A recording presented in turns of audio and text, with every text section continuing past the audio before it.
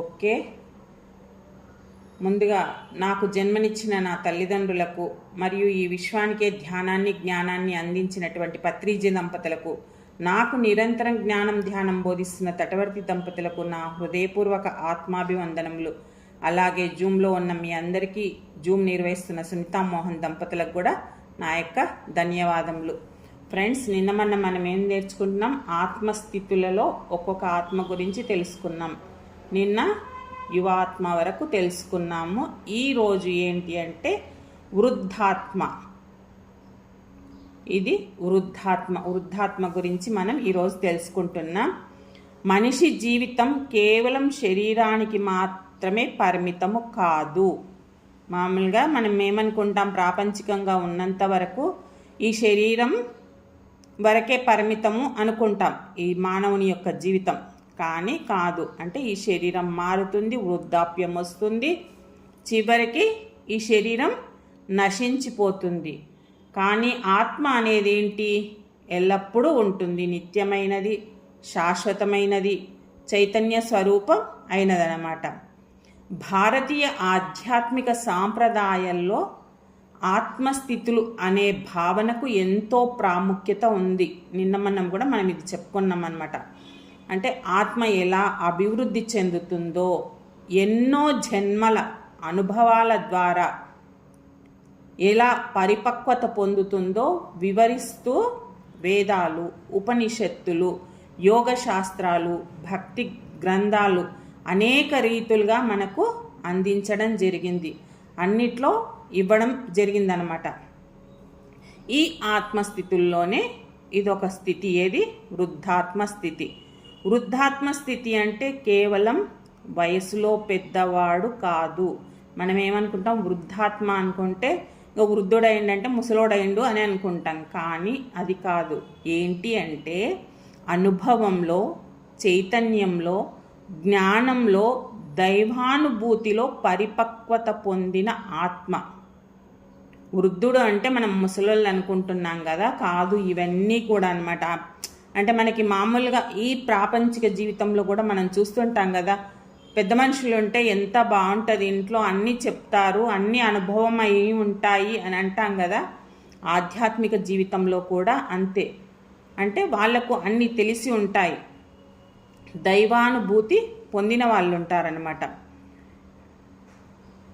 వృద్ధాత్మ అనే పదాన్ని బాగా మనం పరిశీలిస్తే కనుక, వృద్ధ అంటే ఎదిగినది, పరిపక్వమైనది, అనుభవంతో నిండినది. ఆత్మ అంటే జీవ చైతన్యం. వృద్ధాత్మ అంటే ఎదిగిన, పరిపక్వమైన, అనుభవంతో నిండిన జీవాత్మ అన్నమాట. అనేక జన్మల అనుభవాలు. ఈ వృద్ధాత్మ అనేక జన్మల అనుభవాలు. అంటే చూడండి, శైశవాత్మలో ఎన్నో అనుభవాలు పొందుతుంది, తర్వాత బాలాత్మలో, అలాగే ప్రౌఢాత్మలో, అలాగే యువ ఆత్మలో ఎన్నో ఈ స్థితులలో, అంటే ఈ ఆత్మస్థితులలో ఎన్నో అనుభవాలు పొందుతుంది కదా. ఆ అనుభవాలే అన్నమాట. ఇక కష్టాలు, ఎన్నో కష్టాలు కూడా పడింటుంది, సాధనలు చేసింటుంది, ధ్యానము, ప్రేమ, కరుణ, త్యాగం వంటి విలువలన్నీ కూడా ఈ పొంది ఉంటుంది ఈ ఆత్మ. ఈ వృద్ధాత్మ స్థితిలో ఉన్న ఆత్మ పొంది ఉంటుంది అన్నమాట. దానివల్ల దానికి అంతర్గత వికాసం జరుగుతుందన్నమాట. ఆ వికాసం అనేది పరాకాష్ఠకు చేరినప్పుడు ఆ ఆత్మ వృద్ధాత్మ స్థితికి చేరుతుంది. ఈ స్థితిలో ఉన్నవారు ఏంటి అంటే సాధారణంగా ప్రపంచాన్ని భిన్నమైన దృష్టితో చూస్తారు. అందరిలాగా కాకుండా భిన్నమైన దృష్టితో చూస్తారు. ఏంటి? వారికి జీవితం భోగాల కోసం కాదు. జీవితం భోగాల కోసం కాదు. జీవితం ఒక యాత్ర, ఒక సాధన, ఒక సేవ. ఈ విధంగా వాళ్ళు అనుకుంటారనమాట. సాధారణంగా ఏంటి అంటే మనుషుల్లో కొందరు చిన్న వయసులోనే అసాధారణమైన పరిపక్వతను ప్రదర్శిస్తారు. కొందరు ఉంటారు, చిన్న చిన్న పిల్లలుగానే ఉంటారు. తటవర్తి సార్ జూమ్లో జాయిన్ అవుతారు. 2 పిల్లలు ఉంటారు. ఒకడు 6వ 7వ తరగతి చదువుతున్నాడు, ఒకటి 9వ 8వ చదువుతున్నాడు. వాళ్లకు ఎంత జ్ఞానం ఉంది అంటే మనం ఎలాగా చెప్పుకుంటామంటే ఎదిగిన ఆత్మ, ఇప్పుడు మనం తెలుసుకుంటున్న వాళ్ళం ఎలా చెప్తామో వాళ్ళు ఆ వయసులోనే మనకంటే బాగా చెప్తుంటారనమాట. అంటే వాళ్ళ ఆత్మ వృద్ధాత్మ స్థితిలో ఉందన్నమాట. వీళ్ళు ఏంటి అంటే ఈ వృద్ధాత్మ స్థితిలో ఉన్న వాళ్ళు ఇతరుల బాధను కూడా బాగా అర్థం చేసుకుంటారు. ఇంకా తక్కువ మాటలతో ఎక్కువ భావాన్ని వ్యక్తపరుస్తుంటారు. కొందరేమో ఒక్క మాట ఒక్కటి చెప్పాలి అంటే దానికి ఇంత పొడవు చెప్తుంటారు కదా, అలా కాకుండా ఇంత పెద్దదాన్ని ఇంత చిన్నగా చెప్తుంటారు. జ్ఞానం పొందిన వాళ్ళ పరిధి అలా ఉంటుందన్నమాట. వీళ్ళకు కోపం కన్నా కూడా కరుణ ఎక్కువగా ఉంటుంది. కోపం అనేది చాలా తక్కువ అన్నమాట. ఇలాంటి లక్షణాలన్నీ కూడా వృద్ధాత్మ స్థితిలోనే ఉంటాయన్నమాట. ఎందుకు అంటే వారు ఆ ఆత్మస్థితిలో అనేక అనుభవాల ద్వారా, ఈ వృద్ధాత్మ స్థితిలో అనేక అనుభవాల ద్వారా లోతైన జ్ఞానాన్ని సంపాదిస్తారు. అంటే ఇంకా అన్ని జన్మల నుంచి వస్తుంటారు కదా, ప్రతిదీ కూడా అనుభవం పొందుతుంటారు కదా, అందుకని ఎంతో జ్ఞానాన్ని సంపాదిస్తారు కాబట్టి వాళ్ళు చాలా సాఫ్ట్గా ఉంటారనమాట. ఈ జ్ఞానమంతా పుస్తకాల ద్వారా లభిస్తుందా వాళ్ళకి అంటే కాదు. మరి ఎలా వస్తుంది? అనుభవాల ద్వారా. ఈ జ్ఞానం పుస్తకాల ద్వారా వచ్చేది కాదు, అనుభవాల ద్వారా వస్తుందన్నమాట. ఇక వృద్ధాత్మ యొక్క ప్రధాన లక్షణం ఏంటి అంటే శాంతి అన్నమాట. వీళ్ళు ఏంటి, బయట ప్రపంచం ఎంత అల్లకొల్లోలంగా ఉన్నా అంతరంగంలో మాత్రం, అంతర్గతంగా మాత్రం ప్రశాంతంగా ఉంటారు. బయట ఎన్ని అలజడులు జరుగుతున్నా కూడా లోపల ప్రశాంతంగా ఉంటారు. చూడండి, సముద్రం పైన అలలు పోటుగా వస్తుంటాయి, పైన ఎంత గందరగోళంగా ఉంటుంది, లోపల ఎంతో నిశ్శబ్దం ఉంటుంది. అలా ఉంటారన్నమాట. మామూలుగా సాధారణ వ్యక్తులు అంటే ప్రాపంచికంగా ఉన్న వ్యక్తులు ఏంటి, ప్రతి చిన్న విషయానికి కూడా బాధపడతారు, కోప్పడతారు, అసూయ పడుతుంటారు. కానీ ఈ వృద్ధాత్మ స్థితిలో ఉన్న వ్యక్తి జీవితం అసలైన సత్యాన్ని అర్థం చేసుకుంటాడనమాట. అంటే ఏది జరిగినా కూడా అర్థం చేసుకుంటాడు. ప్రతి సంఘటనకు కూడా ఒక కారణం ఉంది అని తెలుసుకుంటాడు. ఏ సంఘటన జరిగినా కారణం లేనిదే కార్యం జరగదు అని అంటారు కదా, అలా ప్రతి దానికి కూడా కారణం ఉంది. ప్రతిది కూడా మన ఎదుగుదలకు ఉపయోగపడుతుంది అనేది కూడా గ్రహిస్తాడు. ఇది కూడా చాలా నోటెడ్ మనకి పాయింట్. అంటే ఏది జరిగినా అది మన ఆత్మ ఎదుగుదలకే అనేది గ్రహించాలి అన్నమాట. అందువలన అతడు ఏంటి, పరిస్థితులను అంగీకరించడం నేర్చుకుంటాడు. ఏ పరిస్థితి ఎదురైనా కూడా దాన్ని అంగీకరించగలుగుతాడనమాట. ఇంకా ఇంకొకటి, మరొక ముఖ్యమైన లక్షణం ఏంటి అంటే కరుణ. వీళ్ళలో మొదటిది శాంతి, రెండవ లక్షణం కరుణ. వీళ్ళు ఇతరులకు ఏ బాధ కలిగినా కూడా, ఎవరికైనా బాధ కలిగి ఉంటుంది, వాళ్ళ బాధను తన బాధగా భావిస్తారనమాట. మన బాధ తప్ప ఇంకోళ్ళ బాధ పట్టించుకోం కదా. కానీ ఈ స్థితిలో ఉన్న వాళ్ళు ఎవరికి కలిగిన తమ బాధగానే భావిస్తారు అన్నమాట. ఇంకా ఎవరికైనా సహాయం చేయడంలో ఆనందపడుతుంటారు. సహాయం చేసే గుణం ఎక్కువగా ఉంటుందన్నమాట. వీళ్ళు సేవను బాధ్యతగా కాకుండా ఒక సహజ స్వరూపంగా చూస్తారు. ఏదో ఒప్పుకున్న పెళ్ళికి వాయించక తప్పదు అన్నట్టు కాకుండా ఇది నేను చెయ్యాలి అని వాళ్ళు తృప్తితో చేస్తారనమాట. ఎందుకు అంటే వీళ్ళ ఆత్మస్థితి, ఈ వృద్ధాత్మ స్థితి ఎలా ఉంటుంది అంటే నేను అనే పరిమితి దాటి మనము అనే స్థాయికి చేరుకుంటుంది. మామూలుగా నేను అని చెప్పుకుంటుంటాం కదా, నేను అనేది పోయి మనము అనేది వస్తుందన్నమాట. ఈ స్థితిలో ఉన్న వాళ్ళంతా కూడా సమాజంలో ప్రేమ, శాంతి, సత్సంకల్పాలు వ్యాప్తి చేస్తూ ఉంటారన్నమాట. నేను అనేది పోయి మనము అనేది ఎప్పుడైతే వస్తుందో ఇక అందరిలో తననే చూసుకుంటారు కాబట్టి అన్నీ పంచుతుంటారనమాట. ఇంకా ఈ వృద్ధాత్మ స్థితిలో ఉన్న వాళ్ళు ఏంటి అంటే సాధారణంగా ఒంటరిగా ఉండడానికి ఇష్టపడతారు, ఒంటరితనం ఇష్టపడతారు. అంటే మళ్ళీ ఇక్కడ ఒంటరిగా ఉండమంటే మళ్ళీ ఇంట్లో ఉన్న వాళ్ళంతా ఎక్కడ పోవాలి అనే క్వశ్చన్ కాదు. ఇంట్లో వాళ్ళు ఉండేది ఉంటారు, సహజంగానే ఉంటారు, వాళ్ళంతా నచ్చదని కాదు. కానీ వాళ్ళ అంతరంలో చాలా లోతైన ఆలోచనలతో నిండి ఉంటారు. కాబట్టి వాళ్ళు ఎక్కువ సమయం ధ్యానం, ఆత్మ పరిశీలన, ప్రకృతితో మమేకం లీనం కావడం ఉంటుందన్నమాట. వారు ఆనందాన్ని బయట వస్తువుల్లో కాకుండా అంతరంగ చైతన్యంలో వెతుక్కుంటుంటారన్నమాట.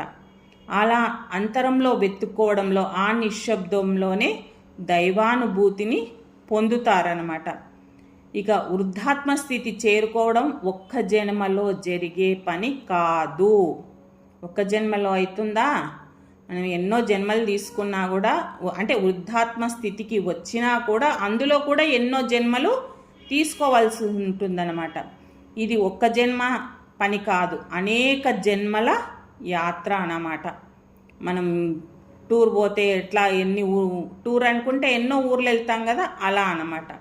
ప్రతి జన్మలో కూడా కొన్ని పాఠాలు నేర్చుకుంటూ ఉంటాడు.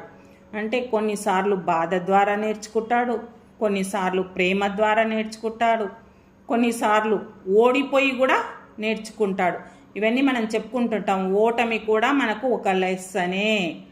ఇంకా ఈ అనుభవాలన్నీ కూడా ఏంటి అంటే క్రమంగా మెల్లిమెల్లిగా పరిపక్వత వైపుకు తీసుకెళ్తాయన్నమాట. అందుకే కొందరు చిన్న వయసులోనే జీవితంని లోతైన అర్థం చేసుకుంటారు. వాళ్ళు చిన్నగానే ఉంటారు కానీ ఎంతో ఆధ్యాత్మికంగా ఎదుగుంటారు. ఇప్పుడు చూడండి, మన జూమ్లోనే సాహితీ అనుకోండి, విద్యు అనుకోండి, మనకంటే చాలా చిన్నవాళ్ళు, వాళ్ళు ఈ ధ్యాన మార్గంలో ఎంతో ఎదిగి ఉన్నారు. అలా అన్నమాట. ఇక ఆధ్యాత్మిక దృష్టిలో ఉద్రాత్మ స్థితిలో ఉన్నవారు భౌతిక సంపదల పట్ల ఎక్కువ ఆసక్తి చూపరు. మామూలుగా ప్రాపంచికంగా అయితే ఏ స్థితిలో ఉన్నా మనకి కావాలి అనుకుంటాం సంపదలు, కానీ వీళ్ళు చూపరు. డబ్బు, పేరు, ప్రతిష్ట, అధికారం జీవితంలో అవసరమైనవి అయినా సరే అవి వాళ్లకు అంతిమ లక్ష్యం కాదు అని తెలుసుకుంటారు. అవసరమే, డబ్బు అవసరమే, పదవులు అవసరమే, అంటే ఇవన్నీ మన ఆ స్థితిలో ఉన్న వాళ్లకు అవి ఏదో ఉండాలి అనే అంత రీతిలోనే ఉంటారు, కానీ అదొక లక్ష్యంగా పెట్టుకోరనమాట. వాళ్ళు ఎంతసేపు కూడా అంతర్గతంగా ఆనందము, ఆత్మశాంతి, దైవ సన్నిధే వాళ్లకు ముఖ్యమైనవి అన్నమాట.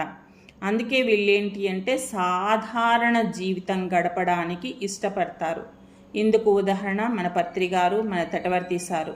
అంతే కదా, తటవర్తి సారికి ఎంతో ఆస్తి ఉంది, కానీ ఎంత సాధారణంగా జీవిస్తాడంటే, ఇంకా ఒకప్పుడు అంట సార్ మొన్న ఒక రోజు క్లాస్లో చెప్తున్నాడు, నేను 50 రూపాయల చెప్పుల కంటే ఎక్కువ దొడగకపోయేవాడిని, నాకు కోట్ల ఆస్తులున్నా సరే ఎందుకు అనవసరంగా వాటికి పెట్టడము.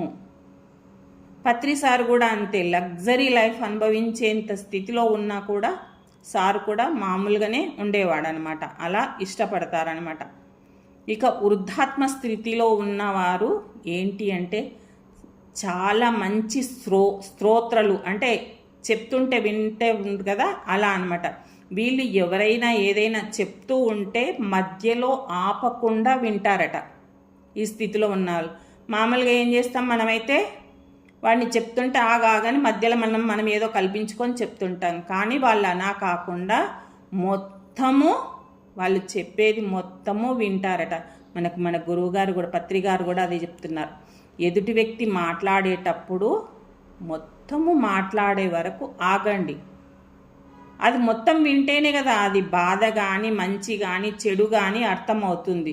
లేకపోతే మధ్యలోనే మనం ఆపేస్తే ఏమన్నా అర్థమవుతుందా? కాదు కదా. అందుకని మొత్తం వినమని చెప్తారు. ఎందుకంటే ప్రతి మనిషిలో ఒక కథ, ఒక బాధ, వాళ్ళ అనుభవాలు ఉంటాయి. వాళ్ళ అనుభవాల ద్వారా కూడా మనం ఏంటి ఒక పాఠం నేర్చుకోగలుగుతాం. అంతే కదా. ఇప్పుడు ఎన్నో అనుభవాలు, వాళ్ళకి కలిగిన అనుభవాలు అనుకోండి, వాళ్ళకి వచ్చిన కష్టం ద్వారా ఏదైనా కష్టం వచ్చింది, ఓహో ఈ పని చేయడం వల్ల వాడికి ఈ కష్టం వచ్చింది, మనం ఆ పని చేయకూడదు అనేది ఇవన్నీ కూడా నేర్చుకుంటారనమాట. ఇంకా వాళ్ళు తీర్పులు తొందరపడి చెప్పరట. మనం ఏం చేస్తాం, ఏ అట్టగాది ఇట్లా అని ఎంబడే చెప్పేస్తుంటాం. కానీ వీళ్ళు అలా కాదనమాట. ఒక వ్యక్తి తప్పు చేసినా అతని పరిస్థితిని అర్థం చేసుకోవడానికి ప్రయత్నిస్తారట. అంటే మనం ఇప్పుడు చెప్పుకుంటున్నాం కదా, వాడి ఆత్మస్థితి కాబట్టి వాడు అట్లాగే మాట్లాడుతున్నాడు, మనం వదిలేయాలి అని అనుకుంటున్నాం కదా, అలా అన్నమాట. ఈ లక్షణం ఉన్నవారు ఇతరుల హృదయాల దగ్గరికి చేరుస్తుందట. ఈ పై లక్షణాలన్నీ ఉండవాళ్ళు తొందరగా ఇతరులను ఆకర్షించగలుగుతారన్నమాట. ఇలాంటి ఆత్మలు అంటే వృద్ధాత్మ స్థితిలో ఉన్నవాళ్ళు ప్రకృతిని ఎంతో ప్రేమిస్తారు. అంటే నదులు, పర్వతాలు, వర్షం, గాలి, పక్షులు, కిలకిల రావాలు, వీటి ద్వారా వీళ్ళు ఎంతో ఆనందాన్ని పొందుతారన్నమాట. ఎందుకంటే వీళ్ళు ప్రకృతిలోనే దైవాన్ని చూస్తారు, ప్రకృతినే దైవంగా చూస్తారనమాట.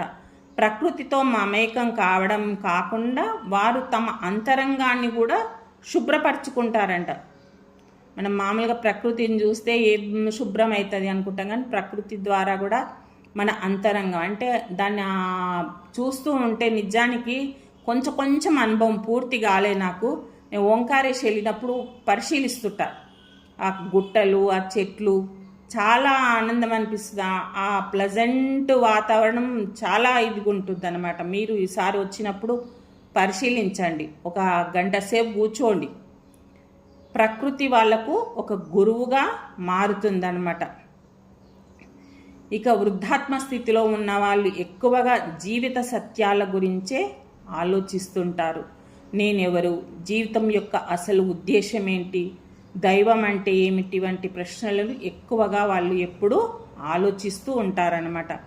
ఈ ప్రశ్నలను సమాధానం కనుక్కునే ప్రయత్నంలోనే వారు ఆధ్యాత్మిక మార్గంలో ఇంకా ముందుకు తీసుకెళ్తుందన్నమాట. వాళ్ళు పుస్తకాలు చదువుతారు, ధ్యానం చేస్తారు, గురువులను ఆశ్రయిస్తారు, అనుభవాల ద్వారా సత్యాన్ని తెలుసుకోవడానికి ప్రయత్నిస్తూ ఉంటారు. ఇవన్నీ ఉన్నప్పుడే మనం ఆధ్యాత్మిక మార్గంలో ముందుకెళ్తామన్నమాట. ఇక ఈ వృద్ధాత్మ స్థితిలో ఏంటి అంటే బాధ కూడా ఒక గురువేనట. వాళ్ళు బాధను శాపంగా చూడరట. బాధ ద్వారా మనిషిలో ఉన్న బలాన్ని బయటికి తీసుకోవచ్చు అనేది నమ్ముతారంట. ఇంకా ఎన్ని కష్టాలు ఎదురైనా కూడా కూలిపోకుండా, ఎందుకంటే ప్రతి చీకటి వెనుక వెలుగు వస్తుందని వారికి నమ్మకమట. ప్రతి చీకటి వెనుక వెలుగు వస్తుంది, అంతే కదా. రాత్రి పోయిన తర్వాత పగలు అనేది తప్పనిసరిగా వస్తుందన్నమాట. ఈ స్థిరత్వమే వారి అంతరంగ బలానికి నిదర్శన. ఈ స్థితి ఉన్న వాళ్ళు ఈ స్థిరత్వం అంటే రాత్రి పోయి పగలు వస్తుందనే స్థిరత్వం ఉండబట్టి వాళ్లకు అంతర్గతంగా ఎంతో బలంగా ఉంటారనమాట.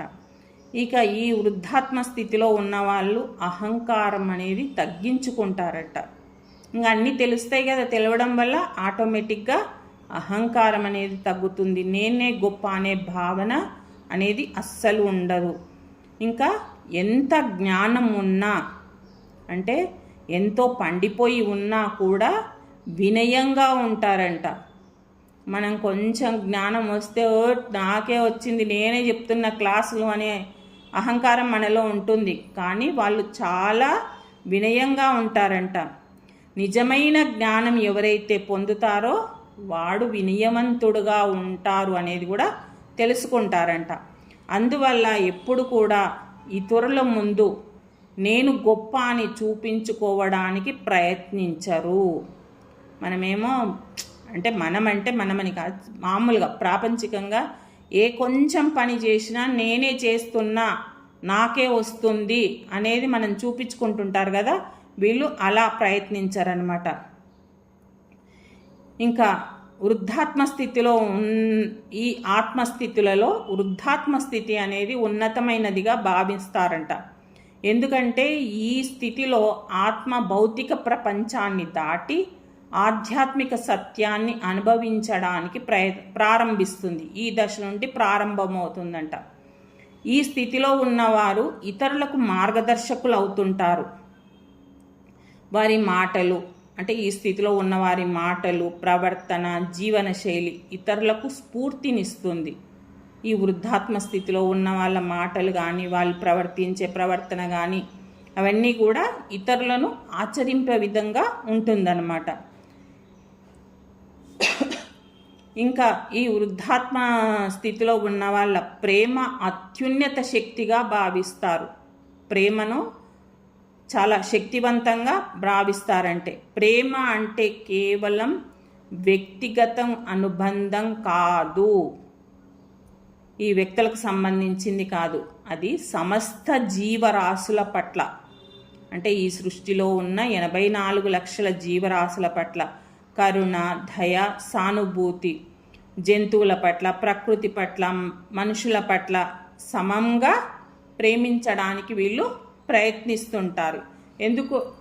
ఎందుకు అంటే ప్రతి జీవిలోను కూడా వాళ్ళు దైవ స్వరూపం ఉందని నమ్ముతారు. మనం చెప్పుకుంటున్నాం కదా, అందరిలో ఆత్మ ఉంది అని. ఇంకా వీళ్ళు ఈ వృద్ధాత్మ స్థితిలో ఉన్నవాళ్ళు తరచుగా సవాళ్లను ఎదుర్కొంటారట. ఎందుకంటే సాధారణంగా అంటే ప్రాపంచికంగా సమాజపు ఆలోచనలన్నీ భిన్నంగా ఉంటాయి. సమాజంలో ఉండే వాళ్ళ ఆలోచనలు కొన్నిసార్లు వీళ్ళ ఆలోచనలు ఇతరులకు అర్థం కావు. వాళ్ళు ఒక విధంగా ఆలోచిస్తారు, వీళ్ళ ఆలోచనలు ఒక విధంగా ఉంటాయి. వారు మౌనంగా లోతైన ఆలోచనలు భిన్నమైన శైలిలో ఉండడం చేత వీళ్ళ ఆలోచనలు వాళ్లకు అర్థం కావన్నమాట. ఇలా ఉన్నా కూడా తమ మార్గాన్ని అనేది అస్సలు విడిచిపెట్టారనమాట. ఇక ఈ వృద్ధాత్మ స్థితిలో ధ్యానం అనేది కూడా కీలక పాత్ర పోషిస్తుందట. అంటే ధ్యానం ద్వారా వాళ్ళు అంతర్గతంగా అనుసంధానం అవుతారనమాట ఆత్మతో. మనసు ప్రశాంతమవుతుంది, ఆలోచనలు నిశ్శబ్దమవుతాయి, దైవ సాన్నిధ్యాన్ని అనుభూతి పొందుతారు. ధ్యానం వారికి ఒక శక్తి కేంద్రంగా పనిచేస్తుంది అన్నమాట. ఇక ఈ వృద్ధాత్మ స్థితిలో ఉన్నవారు క్షమించగల సామర్థ్యం కూడా కలిగి ఉంటారు. వారికి నష్టం కలిగించిన వారి పట్ల కూడా ద్వేషం ప్రదర్శించరు. వాళ్ళకి ఎవరైనా నష్టం కలిగించినా కూడా ద్వేషం ప్రదర్శించరనమాట. ఎందుకు అంటే ద్వేషం వల్ల ఏం జరుగుతుంది, మనమే నాశనం అయిపోతామన్నమాట. అందువల్ల అది తెలుసుకొని వాళ్ళు ద్వేషాన్ని ప్రదర్శించరు. మరి క్షమించడం వల్ల ఏమవుతుంది, విముక్తి పొందిన వాళ్ళం అవుతామన్నమాట. అందుకని ద్వేషం అనేది ఉండదు. ఈ గుణం వల్ల ఏమవుతుంది, మరింత శాంతియుతులుగా మారుతుందన్నమాట. ఇంకా ఈ వృద్ధాత్మ స్థితి పొందిన వ్యక్తులు సాధారణంగా తమ జీవితాన్నంతా కూడా సేవకు అంకితం చేస్తుంటారన్నమాట. ఏంటి అంటే వీళ్ళు కొందరు గురువులుగా మారవచ్చు, కొందరు సమాజ సేవ చేయడానికే ఉండవచ్చు, మరికొందరు మౌనంగా ఉంటూ ఇతరులకు సహాయం చేస్తూ ఉంటారు. అంటే ఎంతసేపు వీళ్ళు సేవలోనే ఆనందం పొందుతూ ఉంటారన్నమాట.